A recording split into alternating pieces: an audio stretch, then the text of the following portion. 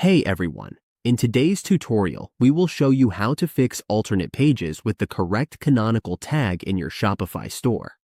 Using canonical tags correctly helps prevent duplicate content issues and improves your SEO.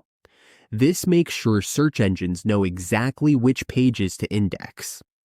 Let's walk through how to set this up. From your Shopify dashboard, click on Online Store. Once you're inside Online Store, click the three dots. Then click Edit Code.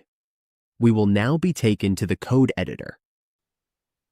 From here, click on Product Thumbnail.liquid. You can use the search bar to find it quickly. Once you find it, click on it. If you are seeing a canonical tag error, use Ctrl F to search for the error text. Type in the error and press Ctrl F to locate the exact line we need. Once we find the error, locate it within the code. When we find it, highlight that part of the code and delete it. Once that is done, click Save. And that is how we fix alternate pages with the correct canonical tags in Shopify. Getting this right helps improve SEO and make sure your store pages are indexed properly.